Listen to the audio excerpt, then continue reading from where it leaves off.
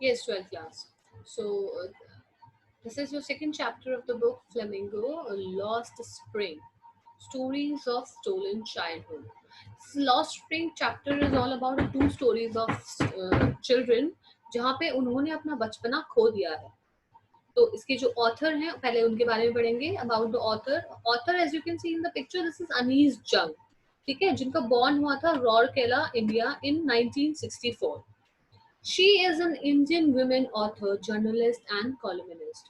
She belongs to an aristocrat family of poets. ये जो author थी ये एक इंडियन वुमेन ऑथर है जो कि जर्नलिस्ट भी है और एक कॉलमिनिस्ट भी है. कॉलमिनिस्ट मतलब जो कि मैगजीन के कॉलम्स में आर्टिकल्स लिखती है. ये एक ऐसी फैमिली से बिलोंग करती है जिस फैमिली में ज्यादातर लोग जो थे वो पोएट्स थे. And she is also a writer.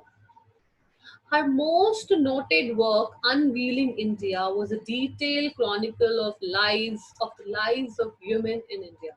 उनका जो काम जो सबसे ज्यादा फेमस माना जाता है वो है उनका 1987 में अनवीलिंग इंडिया के ऊपर लिखना.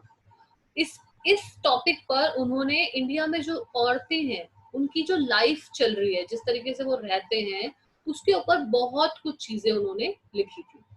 ओके. ऑथर के एक्चुअल में अब ये जो चैप्टर है पूरा ये बच्चों के बारे में जिन्होंने अपना बचपना खो दिया. और ये जो इससे पहले अभी मैंने बताया वो उनका एक ऐसा वर्क था जिसमें वो औरतों के बारे में बता रही थी. तो she is a very realistic author जो कि रियल चीजों से टॉपिक्स उठा के उस पर लिखती थी. तो let's start with the chapter explanation. This is your story 1. Okay, जो हम पढ़ने वाले हैं. इसके बाद फिर हम एक और स्टोरी इस पे पढ़ेंगे. Sometimes I find a rupee in the garbage. अब यहाँ पर क्या आपको पिक्चर में नजर आ रहा है? ये this is a picture of a rag picker. ठीक है, ये एक रैग पिकर की कहानी है जिस रैग पिकर का नाम है साहेब. ओके. वो जो साहेब है वो कूड़ा उठाता है. ठीक है, अब यहाँ पर उसकी फीलिंग बताई गई है कि जो एक रैग पिकर कूड़ा उठाता है वो क्या बोल रहा है कि कभी कभी मुझे अपने गार्बेज में जो मैं इकट्ठा करता हूँ मुझे 1 रुपया मिल जाता है. अब ये सुनकर जो ऑथर है वो बहुत सैड हो जाती है कि एक छोटा सा बच्चा कैसे कूड़ा उठाने में इतना ज्यादा एंजॉयमेंट उसको उसको लग रही है कि उसको लग रहा है कि कभी कभी मुझे 1 रुपया भी मिल जाता है. तो वो उससे पूछती है कि ये तुम क्यों करते हो, why do you do this. ठीक है, अब आगे. I ask Sahib, whom I encounter every morning, scrounging for gold on the garbage dumps of my neighborhood. Sahib left his home long ago. अब यहाँ पर एक साहेब जो जिसके ऊपर पूरी स्टोरी बताई गई है, स्टोरी 1, वो ऑथर के नेबरहुड में पड़ोस में एक बच्चा रहता है जो कि रोज उसको मिलता है. ऑथर रोज उसको देखती है. क्या देखती है उसको करते हुए? जब वो कूड़े में से चीजों को स्क्राउंज कर रहा होता है. स्क्राउंज मतलब सर्च करना, ढूंढना. और वो क्या सर्च कर रहा होता है? वो गोल्ड सर्च कर रहा होता है. क्लास गोल्ड से यहाँ पे मतलब रियल गोल्ड नहीं है, लेकिन यहाँ पे एक ऐसा सेंस, मेटाफोरिकली सेंस दिया गया है कि उस कूड़े में से जो भी चीज उसको मिलती है वो उनके लिए गोल्ड की तरह है. क्यों? क्योंकि उससे मिली हुई चीजों से ही उनका घर चलता है. कभी उन्हें पैसे मिलते हैं, कभी उन्हें उनकी जरूरत की चीजें मिलती हैं जो लोगों ने उसको थ्रोन कर दिया है, अपने घर से फेंक दिया है. साहेब एक्चुअल में बहुत टाइम पहले अपना घर छोड़कर उनकी जहाँ पे वो ऑथर रहती है उस सिटी में आकर सेटल हो चुका था. उसका घर जो है वो कहाँ पे वो हम पढ़ेंगे. Set amidst the green field of Dhaka, his home is not even a distant memory. There were many storms that swept away their fields and homes, his mother tells him. That's why they left looking for gold in the big city where he now lives. अब यहाँ पर जो author है वो बताती है कि साहेब का जो घर है वो ढाका में था. As you all know that Dhaka is the capital of Bangladesh. तो ढाका में उसका घर हुआ करता था जहाँ पे बहुत ग्रीन ग्रीन फील्ड्स होते थे. और अब क्योंकि वो घर छोड़कर आ चुके हैं एमिड्स में, मतलब इन द मिडल ऑफ, तो उस ग्रीन फील्ड के मिडल में ढाका में उनका घर था जो वो छोड़ के आ गए. और अब साहिब के लिए वो एक बहुत ही पुरानी याद बन चुकी है. ऐसी याद जो उसको अच्छे से पता भी नहीं चल रहा है कि वो कहाँ था, क्योंकि वो बहुत छोटा था जब वो वहां से आया. ही कैन नॉट रिमेम्बर कि अब उसका घर कहाँ था. There were many storms. अब उसकी मदर उसको क्या बताती थी कि बहुत ज्यादा तूफान आए थे। जब भी अपनी मदर से पूछता था कि हम क्यों छोड़कर आए वहां से, तो उनकी मदर बताती थी कि बहुत ज्यादा तूफान आए थे। उस तूफान की वजह से हमारा जितना खेत था, हमारे जितने घर थे, वो सब बह गए, उस तूफान में खत्म हो गए। इसलिए उन लोगों ने उस जगह को छोड़ दिया और अब वो सिटी में आके रहने लगे, बिग सिटीज में।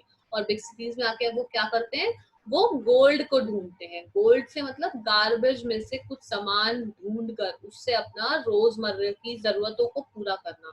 इस तरीके से उनकी जो लाइफ है वो बन चुकी है। I have nothing else to do, he mutters, looking away. Go to school, I say glibly, realizing immediately how hollow the advice must sound. There is no school in my neighborhood. When they build one, I'll go. If I start a school, will you come? I asked, half joking. अब यहाँ पे what do you mean by mutters? Mutters का मतलब होता है बहुत धीरे आवाज में बोलना।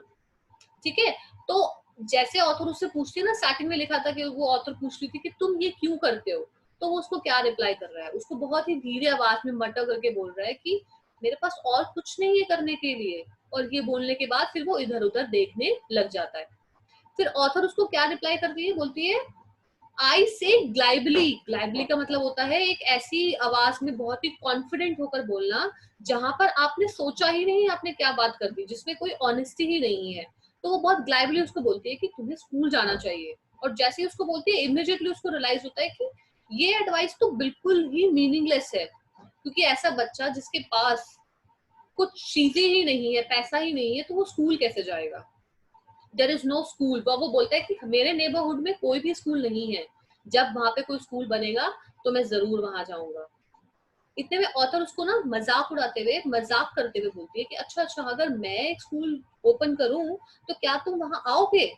ऑथर अब जो है उस बच्चे से बोल रही है, तो वो बच्चा क्या बोलता है, yes he says, smiling broadly. हंसते हुए, स्माइल करते हुए बोलता है, हाँ हाँ मैं जरूर आऊंगा। A few days later I see him running up to me, is your school ready. और जैसे ही वो उसको बोलती है तो वो सीरियस हो जाता है और कुछ दिनों बाद वो उसके पास भागते हुए आता है और क्या बोलता है कि क्या आपका स्कूल रेडी हो गया। It takes longer to build a school, I say, embarrassed at having made a promise that was not meant. But promises are like mine amount, abound in every corner of the bleak world.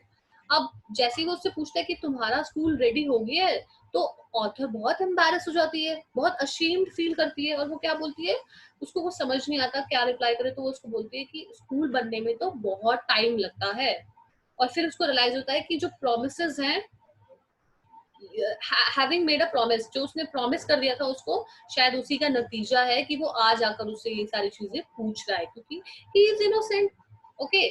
और अब उसको लग रहा है कि इस पूरे world में, एक ब्लीक वर्ल्ड में, ब्लीक वर्ल्ड मतलब एक एम्प्टी वर्ल्ड, एक खाली वर्ल्ड में हर कोने पे आपको ऐसे ऐसे प्रोमिस दिखेंगे जो कि चारों तरफ से जो घिरे हुए हैं। लोगों ने बहुत सारे प्रोमिस एक दूसरे को करे हुए हैं।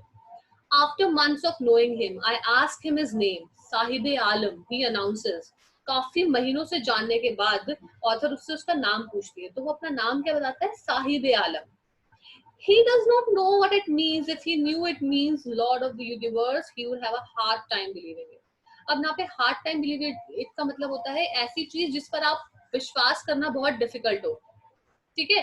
तो जब उससे उसका नाम वो बताता है कि उसका नाम साहिब आलम आलम है, बहुत प्राउडली वो अनाउंस करता है, तो वो हैरान हो जाती है। वो ये सोचती है कि अगर इसको इसका मतलब पता होता, इसका मतलब क्या है, तो वो भी इस बात पे बिलीव ही नहीं करेगा, क्योंकि साहिब आलम का मतलब होता है Lord of the universe, universe का भगवान। और वो क्या है, अभी एक रैक पिकर है।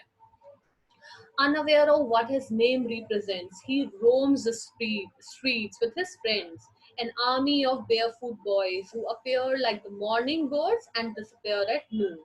अब वो क्या बोलती है कि अपने नाम के बारे में जाने हुए बिना, कि उसका मतलब है कि यूनिवर्स का लॉर्ड, और वो एक ऐसा काम कर रहा है, वो क्या है, बिना अपने नाम का मतलब जाने हुए वो गलियों में घूमता है अपने दोस्तों के साथ। और अपने दोस्तों के साथ कैसे घूमता है, army of barefoot boys, यानी कि सारे के सारे बॉयज जो हैं वो नंगे पैर घूम रहे होते हैं। और जब वो घूम रहे होते हैं ऐसे, तो ऐसा लगता है कि बेयर फूट बॉयज की पूरी आर्मी आ चुकी है। वो मॉर्निंग में आते हैं मॉर्निंग बर्ड्स की तरह और दिन में गायब हो जाते हैं, they disappear. Over the months I have come to recognise each of them. और बहुत महीनों बाद जो है उनमें से फिर एक एक करके वो रिकॉग्नाइज करने लगी ऑथर कि कौन कौन जो बच्चा है वो ये काम करता है. Why aren't you wearing chappals? I asked one. फिर उसके बाद वो एक से पूछती है कि तुमने अपनी चप्पल्स क्यों नहीं पहनी हुई है. My mother did not bring them down from the shelf. He answers simply. फिर उसके बाद वो बॉय क्या रिप्लाई करता है कि मेरी मदर ने मुझे शेल्फ में से निकाल के चप्पल्स नहीं दी, इसलिए मैंने नहीं पहनी. शेल्फ मतलब कहीं रखी होगी वो चीज, वहां से निकाल के देनी होगी. तो बोलते हैं कि चप्पल मैंने शेल्फ से निकाल के नहीं दी, इसलिए मैंने वो नहीं पहनी. अब जैसे एज यू कैन सी, यहाँ पर अब एक बॉय जिसने ये मिसमैच कलर के शूज पहने हैं वो रिप्लाई करता है. अब वो क्या रिप्लाई कर रहा है, even if she did he will throw them off. वो बोलता है कि अगर उसकी मदर उसको शेल्फ से निकाल के दे भी देती तो भी ये नहीं पहनता, ये उसको फेंक देता. Why? Adds another who is wearing shoes that do not match. और ये कौन बोल रहा है, जो कि खुद ने जो शूज पहने हुए हैं वो एकदम मिसमैच है, जैसे कि यहाँ पे आपको पिक्चर में नजर आ रहा है. सो इस बॉय ने उसको बोला कि अगर इसको चप्पल मिल भी जाती तो भी ये नहीं पहनता. When I comment on it, he shuffles his feet and says nothing. I want shoes, says a third boy who has never owned a pair of all his life. यहाँ पर फिर जब वो लड़का जवाब दे रहा होता है तो ऑथर उसके उसके मिसमैच शूज को देख के कमेंट करती है कि तुमने मिसमैच शूज क्यों पहने हुए. तो ये सुनने के बाद वो बहुत एम्बैरस हो जाता है, वो इधर उधर देखने लगता है, उसके पैर थोड़े से शफल करने लगते हैं क्योंकि वो अब उसका रिप्लाई नहीं कर पा रहा है. इतने में एक जो थर्ड बॉय है वो बोलता है कि मुझे एक पेयर ऑफ शूज चाहिए, आई वॉन्ट शूज. उसके पास भी शूज नहीं थे और एक्चुअली में पूरी लाइफ में उनके पास एक पेयर ऑफ शूज कभी भी नहीं आए. Traveling across the country, I have seen children walking barefoot in cities on village roads. अब ऑथर बता रही है कि जो विलेज की जो रोड्स हैं वहां पर उन्होंने पूरी कंट्री में ट्रैवल किया और ट्रैवल करते करते उन्होंने क्या देखा है, बच्चे जो है नंगे पैर घूमते रहते हैं सिटीज में, गांव की रोड में घूमते रहते हैं. It is not lack of money but a tradition to stay barefoot is one explanation. और जब उनसे पूछो कि तुम नंगे पैर क्यों घूमते हो तो रिस्पॉन्स ये मिलता है कि पैसों की कमी तो नहीं है इतनी कि हम चप्पल या जूते नहीं खरीद सकते, लेकिन ये एक तरीके का ट्रेडिशन है जो सब लोग एक्सप्लेन करते हैं कि ये एक हमें पसंद है ऐसे ही घूमना. I wonder if this is only an excuse to explain away a perpetual state of poverty. फिर वो सोचती है कि क्या, मैं सोच में पड़ जाती है ऑथर कि क्या ये एक्सक्यूज बना रहे हैं ये छुपाने के लिए कि सच में गरीबी है कि शूज नहीं खरीद पा रहे हैं और वो नंगे पैर घूम रहे हैं. With this we come to an end of this paragraph. Next we'll do on the next class.